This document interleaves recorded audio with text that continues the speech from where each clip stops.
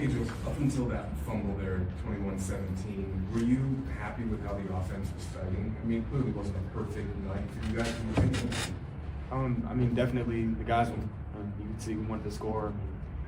Just missed opportunity. Realistically, you can't blame that play.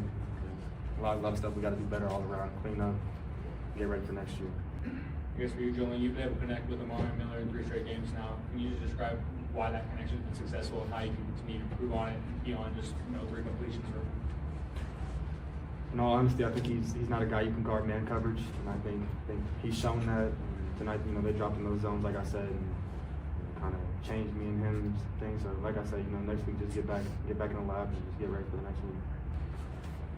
Juju, a lot's been made about keeping this young core together moving forward into next season, and you're sort of at the center of that. How do you rally the mentality of this team around you and just these young guys moving forward and keep them believing that you're building something here?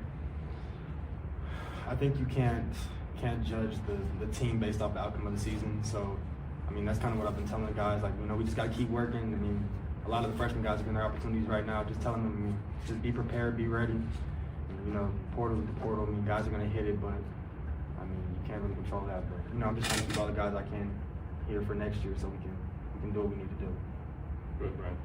Hey, Julian, a couple questions for you. First off, I asked you after West Virginia, if you had any thoughts of redshirting. You said no. Is that still your thought going into next week? Honestly, I don't know. There's a lot more into it than just me with the redshirting situation, but I don't really have any information on that. And then just to follow up to that, I know you're not enjoying these results, but how valuable is this experience for you in your future to, go through what you're going through right now and see the different things you're seeing on the field? Nothing's better than live reps, so it's good I'm getting these reps early and stuff. Like I said, I wish I could have done better for my guys, and O-line blocked their butts off tonight, and just took those unnecessary sacks and things. Just get the ball out of my hands and just keep the ball moving. You've talked a lot about next year and about we and building for the future. Do you remain fully committed with being a Buffalo for next season? Oh yeah, I'm a Buff through and through. I got my crib out here. All my guys are out here. I don't got no reason to go. Go ahead. Ben told us a story this week about how early in the spring maybe he was pushing you. I do not like Ben. No, I didn't. Has that changed? Oh yeah, no. Ben's a great guy. I think as a younger guy coming in, you don't realize how important the leadership aspect of just the football team is. There's a bunch of grown men out here together every day, all day. So, I had to grow up and learn what being a real leader. All right, welcome into a new BuffStampede Radio. Adam Munsterteiger, the publisher of BuffStampede.com, joined again by football analyst William Gardner. We heard from Julian Juju Lewis at the top of the show there. There's not a lot to hang your hat on as a CU Buffs football fan these days, William, but at least it seems like this young, talented quarterback's pretty committed to helping turn things around. Well, you're kind of out of focus and off sync there. I don't know what's going on. Do you not see me? I can see you, but you're sort of off focus, and your text is not your voice is not lined up with your mouth movement. But that's okay. All right. If anybody else is having issues out there, let me know. It looks okay on my end, from what I can see right now. Yeah, but if you can hear me, okay, we can power through this. Yeah, no, I think I was listening to what you were saying, and I was like, how's this any different for a CU fan from the last 20 years? This is the most godforsaken crapola program maybe in the history of football, and they can't seem to get it right no matter who they hire as a coach. So I don't know, this is, I guess, what we expect as a CU fan, for college football. I'm not going to sugarcoat it, but there it is. I don't know. A lot of these guys got decisions to make about whether to play next week, whether to be back next year at CU or whatever. But one thing I was struck by, Julian Lewis saying there at the end was these are a bunch of grown men. Well, they're really not. It all depends on your perspective and how you look at it. But 22, 21, 20-year-olds are really, I don't know, not fully grown, mature men. It's not like the NFL, and you got to teach these guys football. You got to teach these guys life, and it's not getting done. How is my voice doing with the video now? We good? Well, you're off. Your voice is not the same as your mouth, but Okay.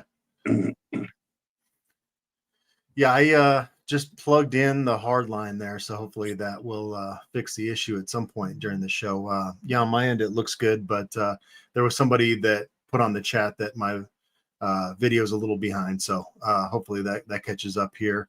I was noticing, I don't know if our internet's having issues today. I was noticing something I was uploading earlier today was taking longer than it usually does to upload, so maybe we got some kind of issues going on there, but that's not why people tuned in to hear me talk about my internet issues. William, yeah, I kind of get the tone for the show that we have in front of us, and I understand it. Yeah, it's one of those things where you just want to build off success, and it just has not happened for so long at CU, and I get the frustration. I really do. yeah, I mean, it's kind of beyond frustration now. I mean, for me, it's getting to the point of apathy, and that's the worst thing that you can have. Is like, the opposite of love is not hate. The opposite of love is apathy. Because you just like, okay, I don't even care anymore. So really, the only question in my mind now is, can Coach Prime turn this around and get it right? You started out, the first question you had on the plan you sent to me is, what is my reaction to our 42-17 loss to the Sun Devils? And I'm like, same thing, different day, man. Poorly coached, too many stupid mistakes. Can't believe the injuries on this team. I just really can't remember ever seeing this happen to any team ever before. So there's got to be a story there. They're hiding something. I don't know. We get into the fourth quarter of 21-17, and at this point, none of us believed they were going to win. Neither do they. And that's the problem. Big, huge mistake. I don't know why that walk-on kid was carrying the ball in that situation. Blows my mind, but nevertheless, if he was he shouldn't. I don't care if he is a walk-on or not. He shouldn't fumble the ball, and that should be, part of the coaching and whatever. But I don't know. We're not going to win next week. I mean, I'm not going to lie to anybody. We're not going to go out to Manhattan and beat that team. Not with this team. So the question needs to be is what do we what's going to happen from here?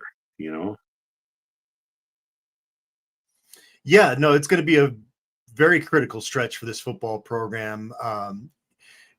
And the apathy thing, I can see kind of setting in, and I know that students were able to cut loose after Friday and head back for an early Thanksgiving break, and so that's partly why campus didn't have the buzz, but like it was just one of those it was the first time in the Coach Prime era, William, where it just felt like Folsom Field was kind of flat, and it's hard to blame folks for that. Had they not won 9 games in the Heisman Trophy last year, I think I would be a little bit more aggressive with things right now. I think that Coach Prime deserves the opportunity to fix this.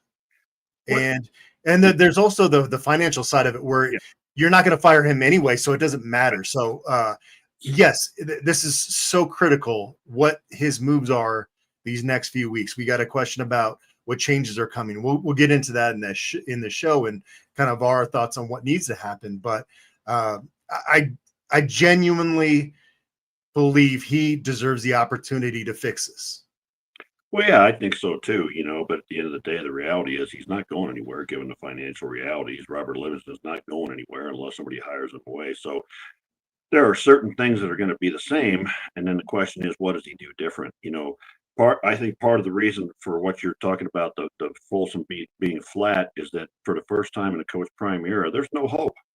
Even in the 4-win first season, you're like, hey, you know what? There's things happening here, and there's things going, and we're going to have a good team. And then, of course, 9 wins last year. But by this point in this season, it's quite clear this is a very bad team, and there's almost nobody left to play. I mean, some people are like, I see people saying there's no talent on this team. Well, that's just stupid. They're all injured. I mean, I don't know if they're really injured or if they just don't want to play or what the hell's going on. But, when you got to move Manu Taimani to play defensive tackle, you've run out of guys. Which is crazy. I was telling Brian after the game, I'm like, with our preseason camp analysis videos, like we could have never envisioned it would get to that. Right. Well, and for the second week in a row, both of our offensive tackles are out. I don't know if they're really hurt or not because nobody, that the damn team won't give any information. But it's got to make you want anybody that doesn't see Seaton sitting out 2 weeks in a row and wonder is an idiot. And when I say wonder if he's coming back next year. I mean, Sorry to cut you off there. I think one good thing that could change going into this offseason is a little bit more transparency because you are going to have a really frustrated fan base, and you can't keep things in house like you can when you're winning 9 games 2 years after you take over a program that won an 11, right? Unfortunately, the goalposts sometimes move in this gig because of the fans are the ones that are funding, driving this program, so they kind of have a right to get some information, in my opinion. Well, I've said for 30 years, if you win, you can do whatever you want. If you're Nick Saban, you can play it any way you damn well want to. You don't got to talk to the media or have transparency or anything. But when you're not winning, you got to give the fans something because right now you're giving us nothing. Right. All these injuries, if you don't want to tell us what the hell's going on, like I said, the worst thing is not people screaming and carrying on. The worst thing is when people go, screw it. I'm going to go golfing. I'm going to go fishing, whatever. So I think there are a lot of things that need to be changed. First of all, damn near everybody on this coaching staff's got to go because these guys can't coach a lick, man. I mean, they're our high school staffs in Colorado is better than these clowns. I don't even know if I'd keep anybody safe at this point. I don't know, but there's got to be a total evaluation, from the top to bottom, of what they're doing. I don't know what they do in practice, but they're wasting all their time doing whatever it is they're doing. They're not learning how to play the game. I mean, there were coaches on this staff that were part of the 9-win thing, and you can say that, well, that's Shador and Travis, but you still got to put a competent plan together for guys to win 9 games, and I don't think you need to. There have to be significant changes, absolutely 1,000%. But there are quality people on the staff. Yeah, but there are. But the problem is you can't tell who is. I mean, I think Falk did a pretty good job in his first season. It's hard to say what the defensive. Everybody's cracking on Paco and the defensive line coaches, but my God, they got nothing left to play with. I think the offensive line trio has done a reasonable job. I mean, then both I don't know, show me a team in the country that can lose both their starting tackles and not start giving up sacks, but because nobody in the country's going to have two backup offensive tackles as good as the starters. So I don't know what that's all about. So there are good things, but offensively in general, the coordination of this offense is a joke. It's ridiculous. It's like, you asked about how was Juju's second collegiate start, and I'd say it was solid but not spectacular. But the scheme handcuffs these receivers and the quarterbacks. They put the wide receivers running routes in the same damn place as each other. The wide receiver coach ought to be drug out and thrown in jail or something. I don't know. The guy's stealing money because he's not teaching them how to catch the ball. He's not teaching them how to block. He's not teaching them how to run routes. He's not teaching them anything. So I don't know how the hell, and then you got the 2 tackles out. I don't know how Juju's supposed to kick ass, with all that going on. And yet we still ran for 165 yards, so we had success there. I don't know, man. There's just so many things, We continue to make the dump. Everybody in the damn stadium knew that punt was going to be a fake, except our brilliant coaching staff, man. I just don't understand it, Yeah, I mean, it does seem like there's some disrespectful calls against this staff, that they're finding holes in things in the scheme that shouldn't be happening. Go ahead. You're good. Yeah. It's not about disrespect or respect. It's about by this time in the year, you know what teams do. Okay. If you're good coaches, you know what they do. You got the film on them. You see how they respond in certain situations. You see what they do wrong. And if you're a good coaching staff, you attack the things they do wrong, and so it's not a lack of respect. It's basically saying, we've watched your team and this is what you don't do well. So we're going to take advantage of it. If you're good coaches, that's what you do. You try to take advantage of the weaknesses and the shortcomings of the other team. But man, I don't know, in Boulder, I guess that's not allowed. Somebody must have a sign up and say, don't take advantage of weaknesses of the other team. Please play fair, be nice. I don't know. So Yeah, no, I guess that was misinterpreted in the sense that, like, if you're Kenny Dillingham or Kyle Whittingham, like, you're gonna take advantage of things that you see and you're licking your chops on film. I'm just saying, it's just, I guess as a CU fan, I'd feel like it's disrespectful just the way that other teams feel they can pick apart your team, and that's not fun. And so I agree with you, and that's a big reason why a lot of these changes needed to take place in the coming weeks, if that makes better sense. Yeah, I mean, I still don't think disrespectful is the right word. It's just that they see I think it's they're able to exploit things that you shouldn't at this level. Right. It illustrates, like another thing that good coaches do is they self-scout. They scout themselves, and you look and say, here's what we're doing wrong.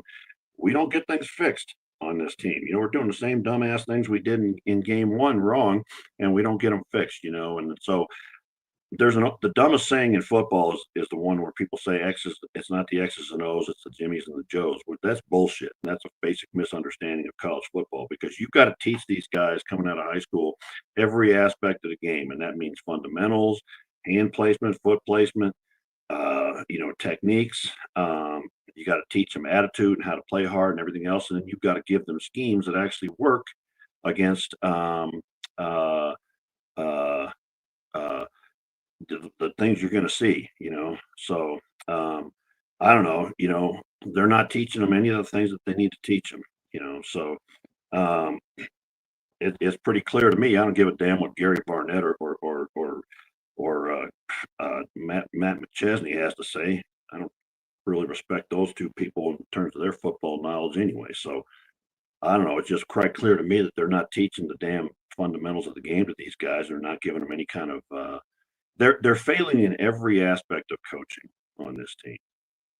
They're not scouting the other teams right. They're not scouting themselves right. They're not teaching them how to play. They're not giving them a good, schemes on either side of the ball. It's just nuts to watch that fourth quarter happen after, being in the game all the way down to the end of the fourth. Yeah. And then the other thing, and that people are going to say, well, the defense sucks, and there's certainly an argument to be made, given that they gave up almost 600 yards, but they also had 4 takeaways, and the damn offense couldn't get only 3 points out of that. My question to Coach Prime after the game was, like, is that demoralizing for defense? Because it's like how dang long can you keep putting offense in great positions and not get anything out of it on the scoreboard? Like, it just, here's the thing, William, this football team, and this is one thing that's very clear after 11 games, is allergic to playing complementary football. They just won't do it. Well, I'll illustrate it for you, if people don't mind a little story time, but I was a defensive line coach on a team, and the head coach was the defensive coordinator. We had a damn good defense, and we were really good, and my defensive line was really good, and our offense couldn't score a lick, and so, as a coach, the players, like your guys down there, like, Coach, we keep stopping them damn up, and I would say, we're going to not talk like that. I don't even want to hear it, but I'm thinking the same damn thing in my head. Yeah. And human nature, man. We're humans.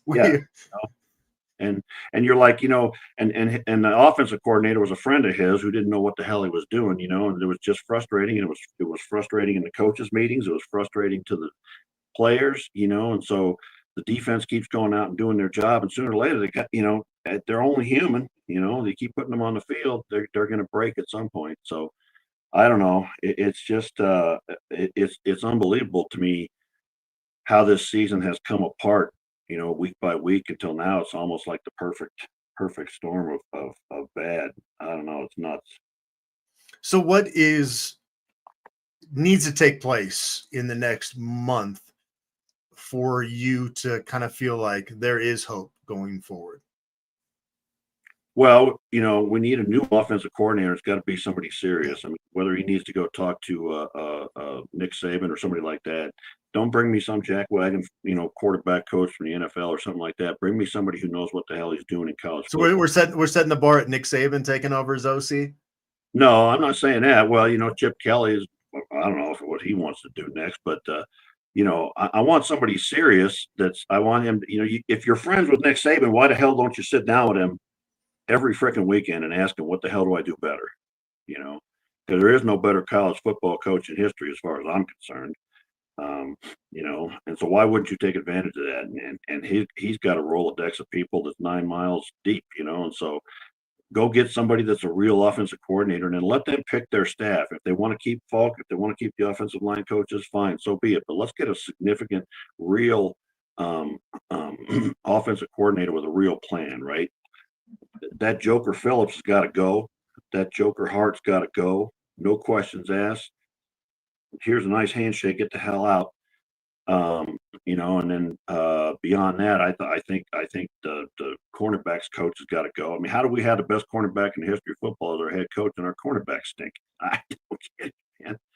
So I think there's got to be a cleaning house of not maybe not 100%, but you got to sit down with Rob Livingston and say, okay, who works on your staff? Who do you need to get rid of and get better?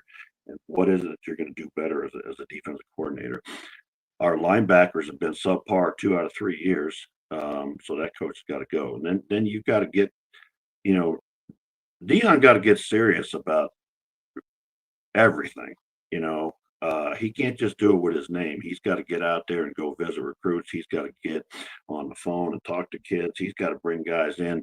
We're not going to have the money of a Texas Tech, so we got to do other things, And speaking of money, maybe Dion needs to get off his dead ass and get some freaking money coming in, because everybody knows he's a millionaire. His friends are all millionaires. The first rule of fundraising is start with the people you know.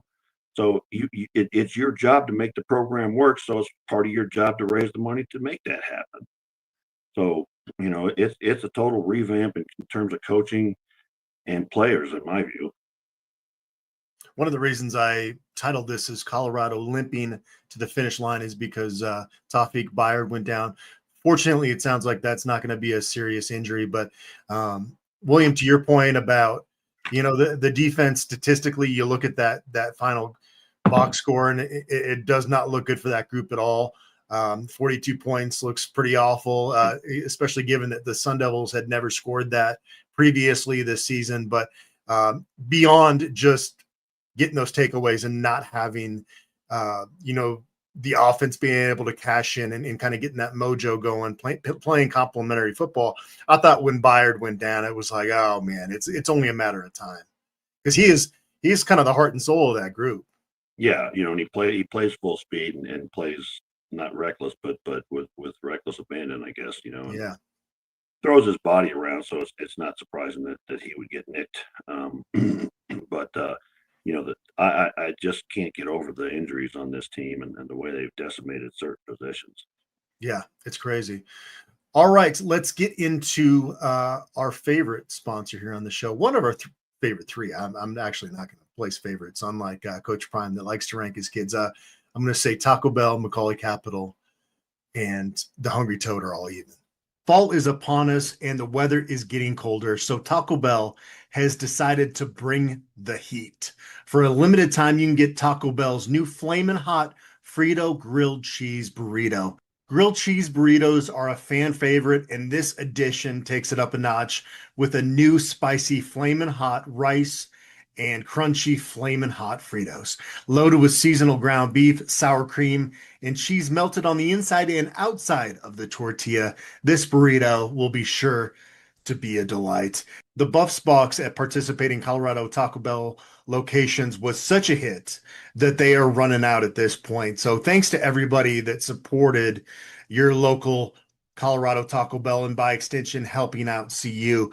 Taco Bell has donated $1,000 to the Golden Buffalo Scholarship Foundation for every CU touchdown scored in 2025. That's 24 touchdowns equaling $24K given to the Golden Buffalo Scholarship Fund so far with 3 games left. And the support from Taco Bell has not stopped there. The Taco Bell Foundation donated $500,000 to the Crawford Whole Student Athlete Scholarship Program at the University of Colorado. Besides promoting the Buffs via the in-store promotions, this was a significant donation to the university. It shows Taco Bell is making a difference in the lives of CU students. Liv Moss at Taco Bell. William, you do have a pretty a strong dad vibe going on today. We got this message here. I'm ready to apologize to Will, and I don't even know what I'm apologizing for. That's from Lexus Driver First CL1. Well, nobody owes me any apology. I don't know. I think we're all frustrated as fans. If you've been a CU for a long time, it's just nuts. Even just by accident, you'd think we'd have more. We haven't had a back-to-back winning seasons since what, 2005, 2006, something like that. It was 03. No, 04 and 05. 04 and 05. So 20 years since we had back-to-back winning seasons. So if you're a CU fan, there's something wrong with us, I think, on some level. But I know, I see in the chat that people are like, well, Will's pretty negative. I'm like, well, all right, let me ask you, what are the positives that we would talk about right now? I mean, I try with Julian a little bit. I do think there are some things we've seen from him that you can build around. Well, there's and I know people don't want to hear this right now, but Coach Prime is one of the most competitive people on this planet. Yeah. And he's got his brand, and he is going to do everything he can to try to save face and get this program back next year. And you're what are you right now? 3-8, and it sucks. Yeah. But there is, but things have to change. That's why we've spent most of the time on this show talking about that, as opposed to kind of recapping the last football game. Well, I think that's, and we've been saying that all year, and I agree with you. I think in terms of short term for this season, I don't think anything's going to change in 1 week to go to Kansas State next week, which is probably where people are saying I'm being negative. But I think there's a good young nucleus of players on this team, but that being said, man, the new modern college football, you don't know if any of those guys are going to be back, and he's got to get out and recruit those guys before he even recruits the high school and the transfer guys. Let's keep the guys on board that you need to keep to have that young nucleus. But I agree with you, and I've been saying it all year. People don't seem to remember that, but I've been saying all year he's a super competitive guy, and he learns from his mistakes. Now he's got to sit down and see what all those mistakes were. If he sits down and says to himself, well, it was just injuries, then it's not going to get better. He's got to. He's never once said that. Even after Saturday's game, he said that is not an excuse. Arizona State has their starting quarterback out, so he's not doing that. And there's nothing you can say as a head coach right now that's going to appease the fan base. No, but into the offseason, again, going back to my earlier point, I think the transparency part could really help at least keep this fan base engaged enough to know what's going on. Well, I think that, what I'm talking about is like, I don't really put too much credence in what's said in press conferences and such, because it's coach talk and you're being careful because it's the meeting that's going out. I'm talking about when you sit down at the desk and it's just you, and you got to look in a mirror and say, how much of this is my problem? What did I not do right?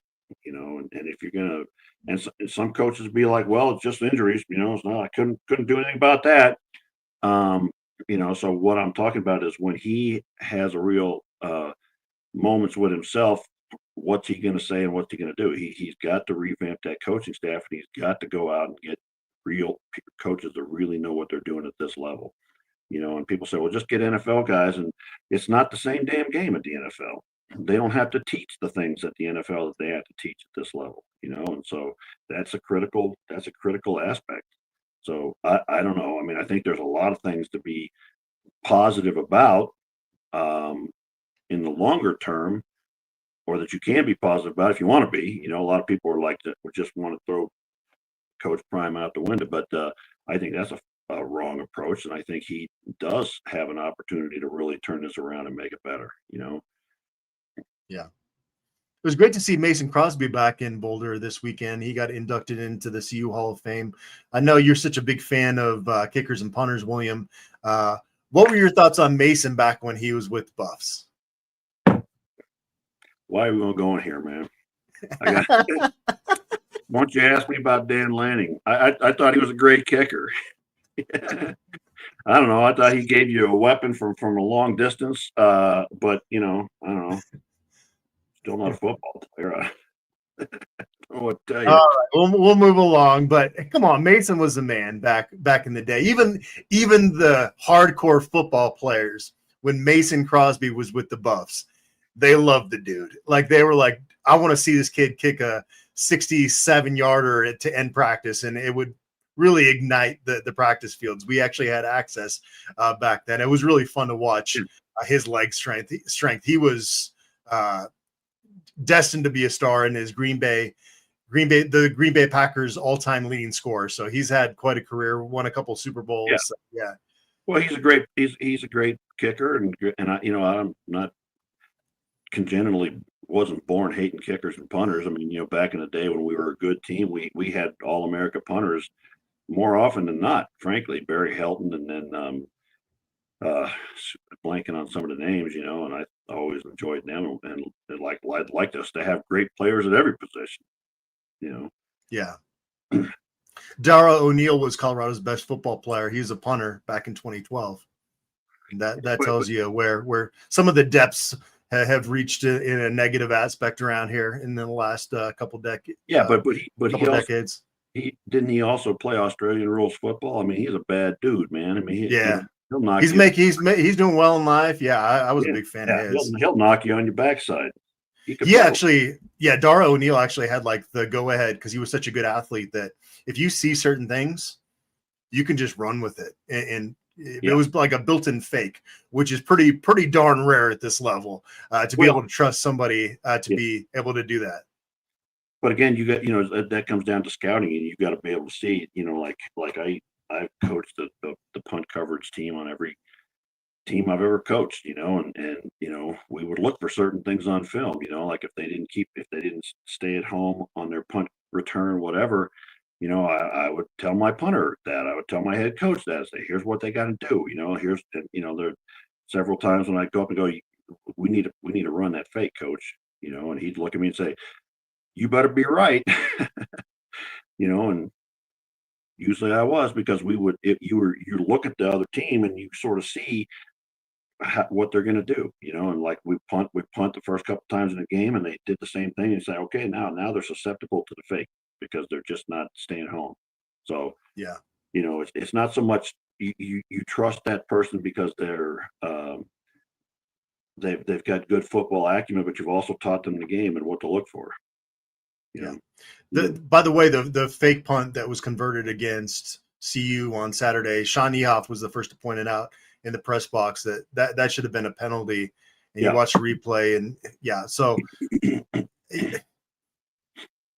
you can be frustrated, but hey, like that was a botch on the officials, in my opinion. Well, it's also a botch on us. We should recognize that. I mean, somebody out there on the defense. But if he's an illegal receiver, you're not going to be worried about him catching a pass. But I'm saying, right? though, if he's covered up by somebody, I don't know. It's basic football to me, I guess, maybe because I've been involved in football so long. If the end guy is covered up by somebody else outside, then he can't go out for a pass. I don't know. I got a question here from the Corkman 6833. Have you or Brian Howell ever asked why he is relying on portal and not high school? We've talked about that. He has said that you're only going to bring in high school guys that can play right away, because if you bring them in and you redshirt them and you wait, they're going to hit the portal and they're going to get frustrated. And so that is his philosophy. It's one of those things, again, we're dealing with moving targets year to year based on last year they win 9 games and it's like the greatest strategy ever. This year they win 3 or 4, and it's an awful way to build a football program. I think the truth lies somewhere in the middle there, William. I think there is in 2025 a reason to not recruit as many high school players. Yeah. I think they need to recruit a little bit more because we've actually seen some success from guys they've brought in from the prep ranks. Not some of the kind of the late additions they've added, but the guys they've signed during the early signing periods under Coach Prime have had a pretty good hit rate. And maybe that goes back to Coach Prime's philosophy of like, we were hitting on these guys, so don't criticize it. But I think for the health of a program, you want guys that are in that locker room, like a Jeremiah Brown, in guys that are like going to be around for 3 years and kind of be part of building that culture that other guys can buy into. But I mean, they've got 10 verbal commits for 2026, and the early signing period is 10 days away now. So they're going to have to build through the portal primarily again this year. You've got just too many spots to fill. I think it was Corkman as well that was talking about their biggest needs: defensive line, linebacker. You need to bring guys in that are experienced in those spots. So what are your thoughts on that? Well, I think you need to have I would say 15 is probably the magic number, between 15 and 20 in your high school class each year. If you project that over 5 years, then you're at 75 guys, right? If you that figures, but how many guys are going to redshirt and stick around? I mean, I think he's got a point. How many guys want to redshirt and stick around? But they have built a good young nucleus on this team of high school guys. Mm-hmm. And we've got some decent guys in the redshirt freshman and sophomore class. He's only in his 3rd year, so his first guys that he brought in would only be sophomores or redshirt freshmen. I don't care if he brought in 100 of them. Most of them wouldn't be at the point where they're ready to contribute a lot on the team. So I think that the bigger problem in recruiting is I don't really understand their recruiting approach. It doesn't seem to me like the assistant coaches work very hard in recruiting. I also think that this last year is kind of a wash because Coach Prime had cancer. I mean, I don't know how much that affects the whole thing either. But they got to bring in a bunch of guys at certain positions, but they got to get them right. We didn't bring in enough linebackers to begin with, and what we did bring in, only Sean Myers, I think, really turned out. So we need to start looking for more of those guys like for example, Amari McNeil. We got him to come in as a transfer as a sophomore. We had him 3 years, so maybe more guys that are not necessarily in their final year of competition, and find more guys like that, because we've had some good luck with some of those guys, Yeah, like I think this strategy is from a portal acquisition compared to a prep acquisition thing is a little bit lower on the list of concerns right now with this football program. I think you got to start with the offensive coordinator situation, and you've got to look at just the staff in general. And then to your point, it's more, I think, a recruiting aggressiveness with, you got gold jackets, man. Like, and I know you can't go to, did I say this last week? I said, you can't go to a high school if you're Deion Sanders or Warren Sapp and Marshall Falk without pissing off some other people in that area. Like, why didn't you come here as well?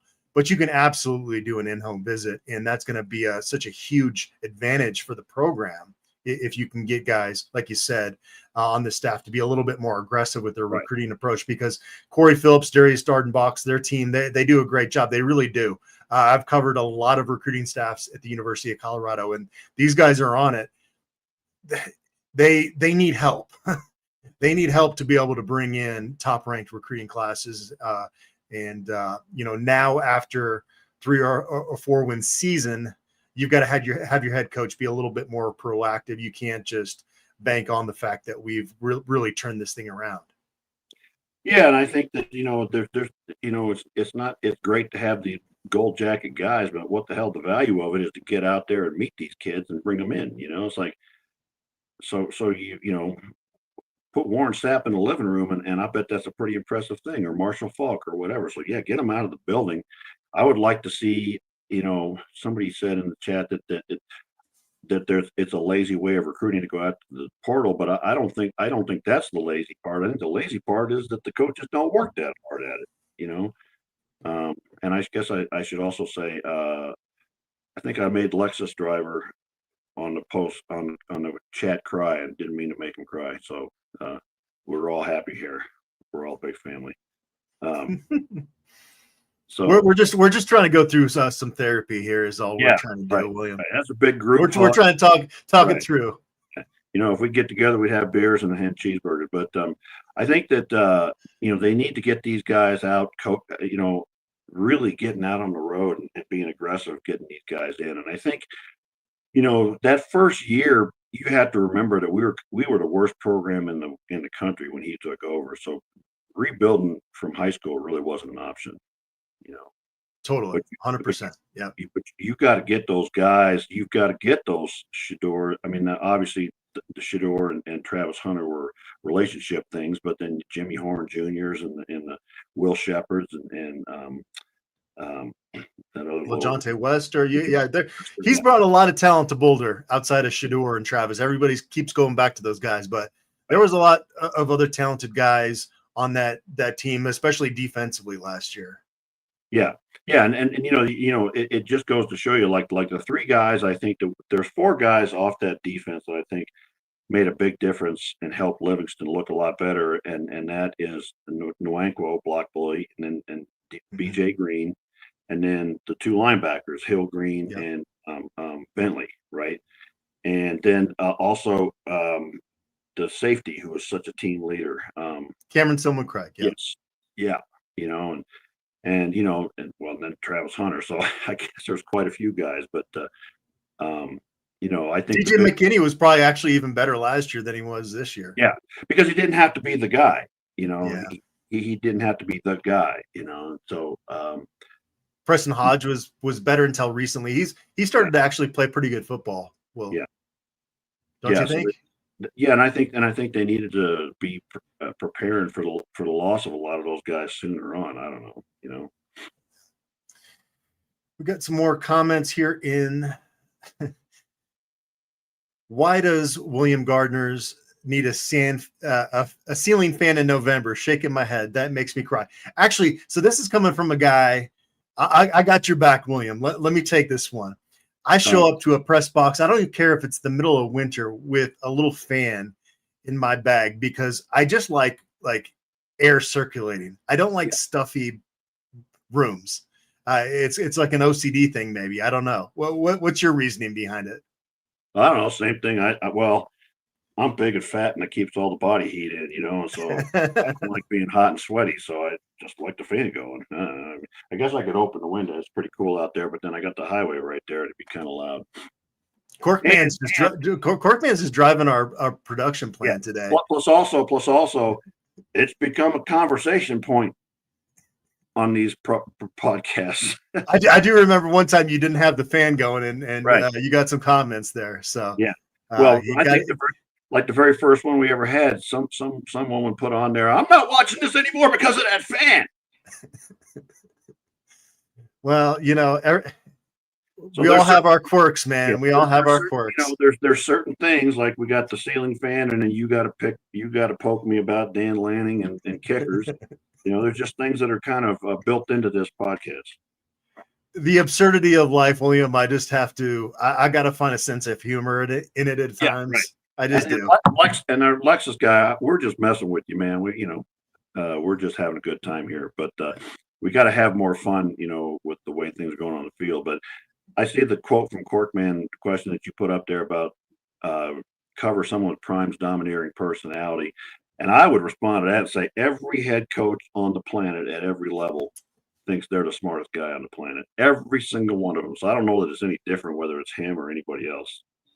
Well, what Coach Prime does is he keeps the media on their toes, which to answer Corkman's question here, which you brought up there, just asking me if it's tougher for a beat writer to cover his personality. I would say if I was a 18-year-old pup reporter, it'd be pretty dang intimidating, man. Like that might be pretty stressful. But I actually love the way that Coach Prime kind of we leave that press conference room, William, every time with gold. Like, and he's the transparency part of it is different from like, but he doesn't BS you as much as most head coaches do. He'll tell you when he's not going to tell you what you want to know, which I kind of appreciate. Like on Saturday, it's like, yes, I'm making these changes, but I'm not going to tell you. Okay. It's good to know, okay, your thought process and versus a coach that just gets up there and just spins some coach speak at you. And you're like, I don't even know what to do with that. Yeah. And then you got, other guys like Mike Gundy, as far as I can see, regularly yells at the media, and so I think they all kind of think they're the smartest guy in the room. Yeah, but I would say this has been the most challenging press conference setting that I've encountered for sure. Dan Hawkins kind of had some moments, but you're right though. Every one of them has had their moments. Yes. Yeah. But the way that Coach Prime deals with the media is not really the reason that they aren't 3-8 at this point. I think he's fine in that sense. I have no issue with that. Yeah, no, but again, it goes back to like when you're winning 9 games, nobody cares how you handle the media. Yeah. So win games, you do whatever you want. I've been saying that for 20, 30 years. So, the funny thing there too, William, is like when you win 9 games, I do a great job. And when they win 4 games or 3 games, people come at me too. So there's just a lot of frustration out there. And it's fine. I've got pretty thick skin at this point. I really do. Yeah. When in a season like this, everybody wants to know, why don't you go kick his door in and ask him the hard questions? Why don't you get in there and do it? They need to be asked. It's not like he was asked about Ronald Coleman on Saturday and he's going to answer it how he wants to answer it. So right. it is what it is, Right. Yeah. There is that feeling, to your point though, of like fans want that gotcha moment. Right. What does that benefit the reporter at all, long term or even short term? Not at all. And but yes, you want to find out information like what was your thought process like when you put Ronald Coleman in the football game, and we're all thinking what is going on right now, and then he fumbles the ball. Like that has to be asked. So I guess it's somewhere kind of meet in the middle a little bit as far as that goes. And now it turns out that I insulted Lexus driver and she's a female instead of a he. So sorry about that. I'm just messing that up all the way around. But it's the Ronald Coleman thing to me is like, if he doesn't fumble that ball, you look like a genius, right? 15-yard carry, and all of a sudden he looks great. So I don't know. That's just the way it goes in football sometimes. I don't know if you saw their scrimmage during the first bye week. Coleman had an amazing run that like ignited the entire team when he did that. Just not in that situation, William. Not in that situation. No, you clearly saw something. You're trying to spark something. I think that's what he said. And, but you're right though. If he goes for a touchdown, then or if he just falls on it, it's the most memorable moment during a forgettable season. Yeah. So. But that 2-play turnaround really was the end of the game. Yeah, that was just a backbreaker. You're hanging in there, you're scratching your claw, and you're trying to stay in this football game. And within the matter, it was just a couple blinks of the eye, William, and then it was like this football game's over. Yeah, right. Yeah. So the Buffs had 2 decommitments in their 2026 class since our last show. Gavin Mueller is going to Miami, and DeMontre Timms has switched his pledge to Indiana. Coach Prime said in his post-game press conference that sometimes these decommitments are them moving on. There's no way that's the case with Gavin Mueller. There's no way that's the case with Emmanuel Ruffin.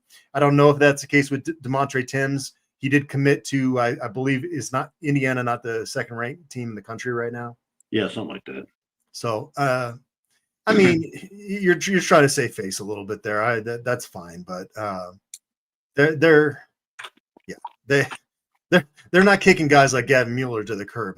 That's a difference-making type prospect right there. Yeah, and I think anytime I've coached enough of guys that have been recruited that any kid's decision to go here, there, or the other place is based on a lot of things. Everybody just assumes it's the size of the check, but a lot of times with these guys, it's a lot of things that come into play. So, well, yeah, I mean, and maybe I'm misinterpreting what Coach Prime is saying. Maybe it's like there are NIL battles to where they say we're not going to match that figure, which would kind of fall in line with what he's saying, but you're not choosing not to bring Emmanuel Ruffin and Gavin Mueller on your team. Right. You know, and so I don't know. I guess it's semantics on some level. Yeah.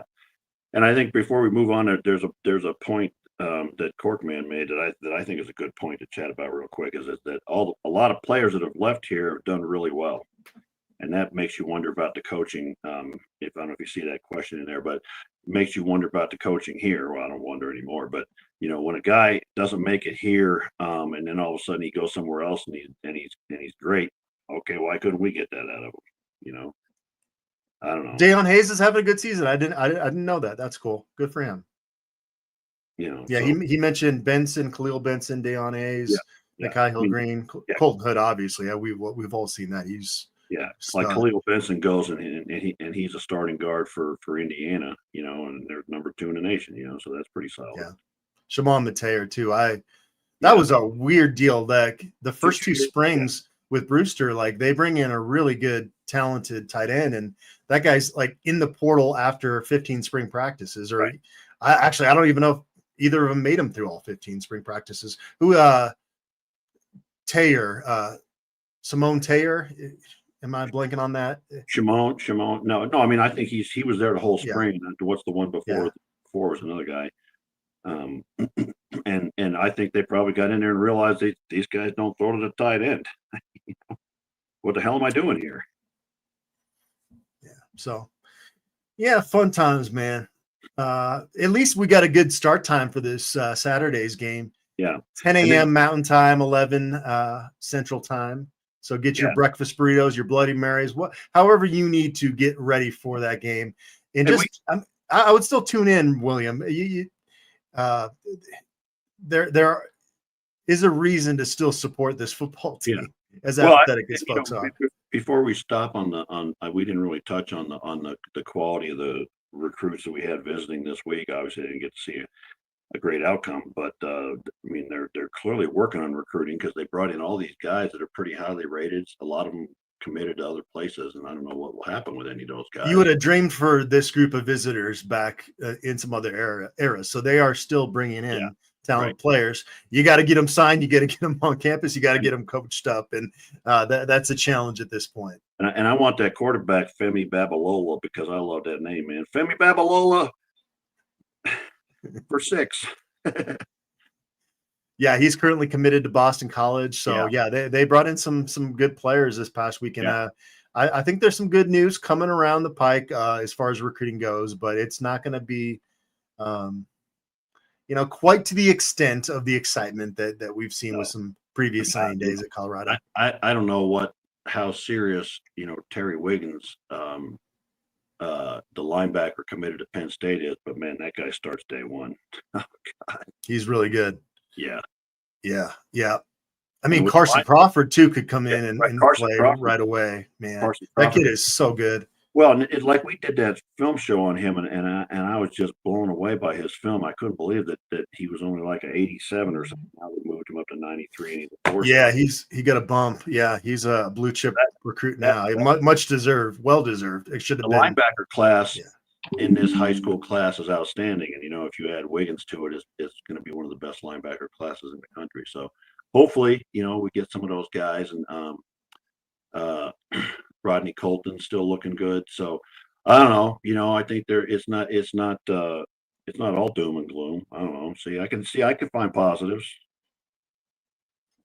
I like it, man. We're kind of bouncing around. We're going all over the place on this show.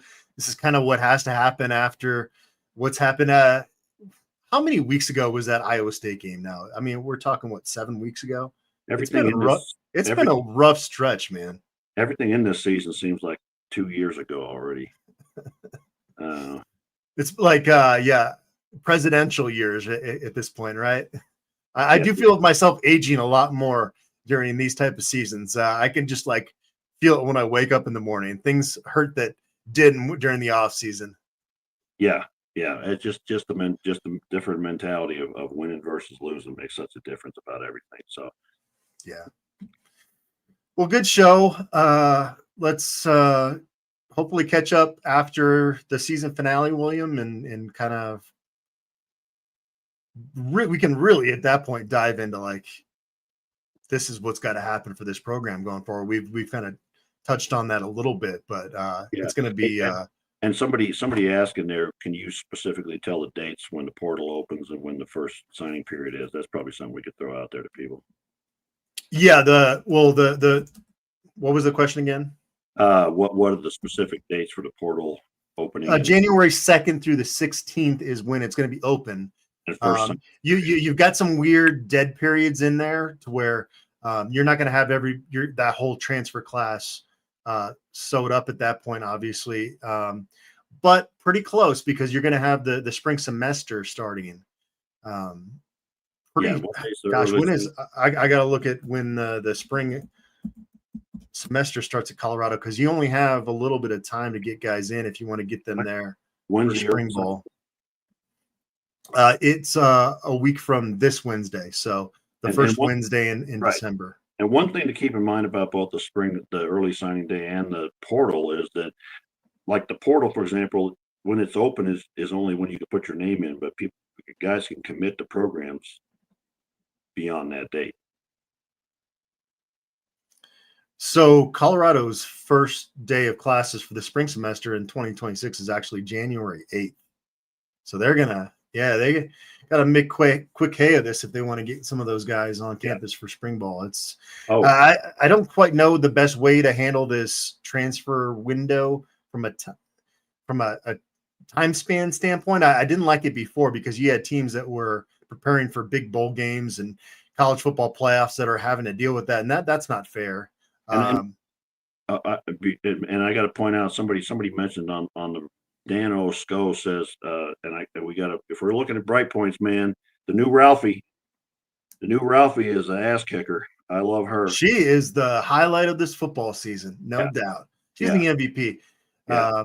No offense to Jordan Seaton, who got the Buffalo Heart Award, but I might have given that to Ralphie Seven, man. Right? If I had a vote. Or Tawfiq Bayard, man. That kid.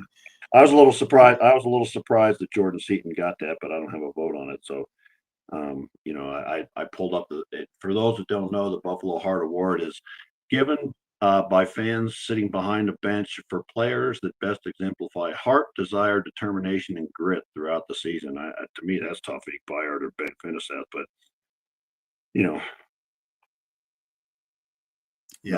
giving it to Seaton either, I think. Also, shout out before Miss Lexus Driver. You're my new favorite poster, so thank you for being with us today.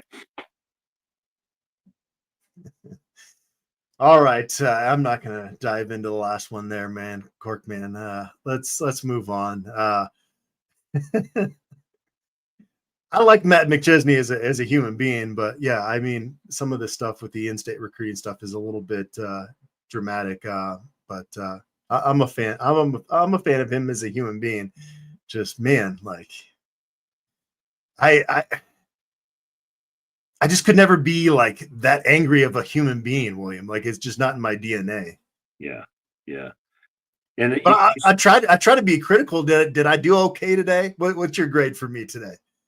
I don't know. Well, you're still out of focus and off sync with your thing on my screen, so I got. So I'm getting a D or D minus. Points for that. Okay. You're the guy that runs the technology here. I'm just the dumbass that comes up and runs my mouth.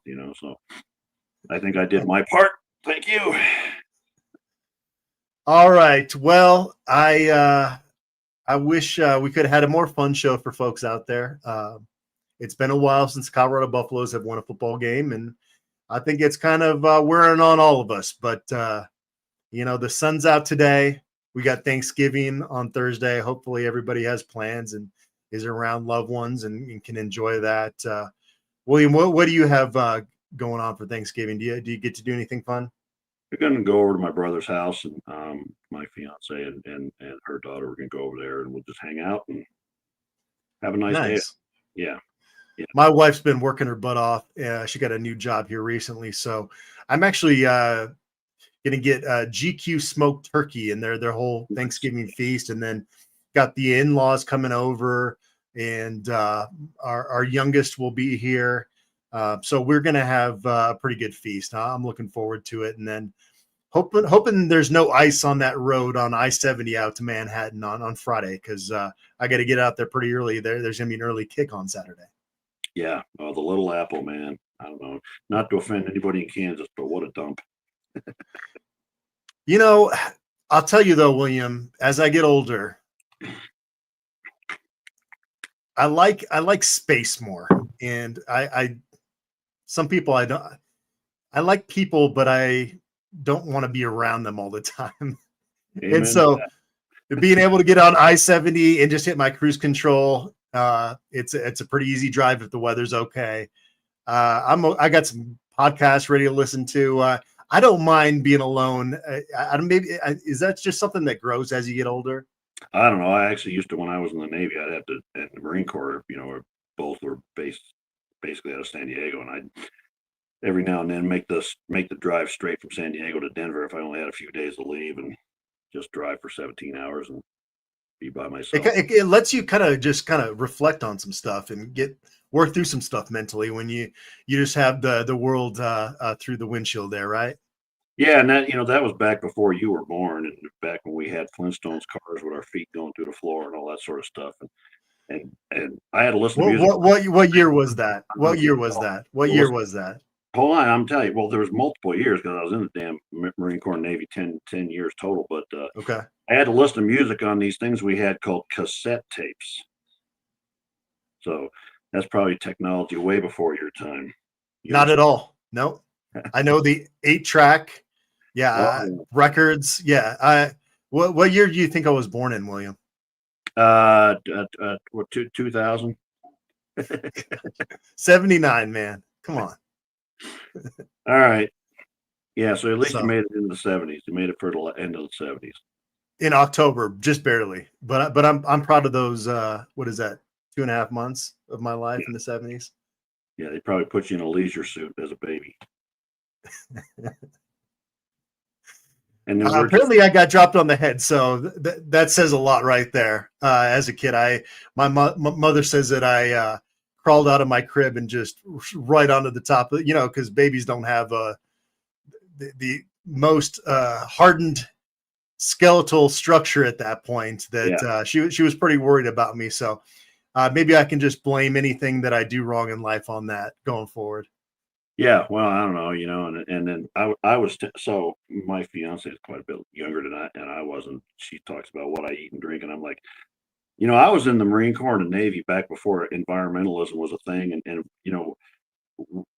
we ate our food and we had hydraulic fluid on our hands and God knows what other kinds of toxic junk, So if I am the way I am, that's probably part of it. Okay, we got excuses, built-in excuses here. Right. But I have enjoyed this show, William.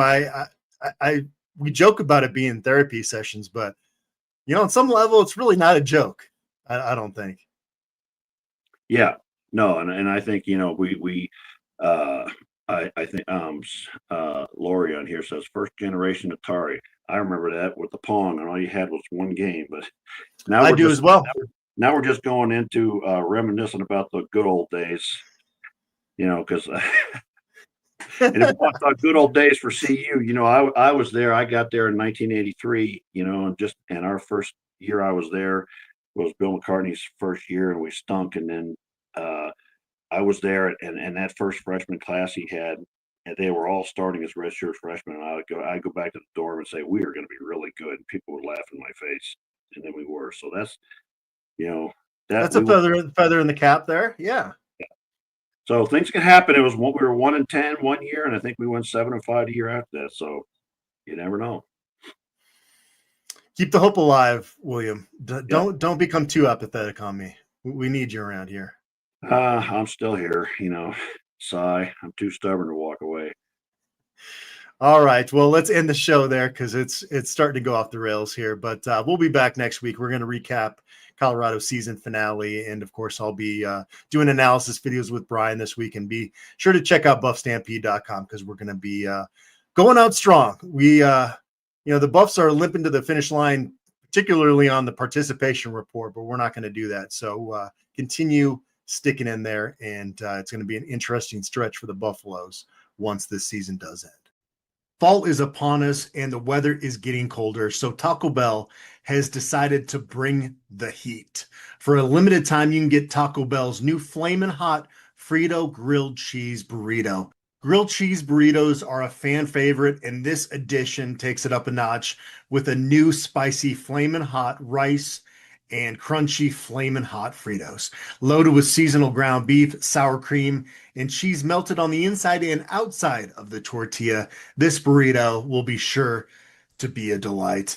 The Buffs box at participating Colorado Taco Bell locations was such a hit that they are running out at this point. So thanks to everybody that supported your local Colorado Taco Bell and by extension helping out CU.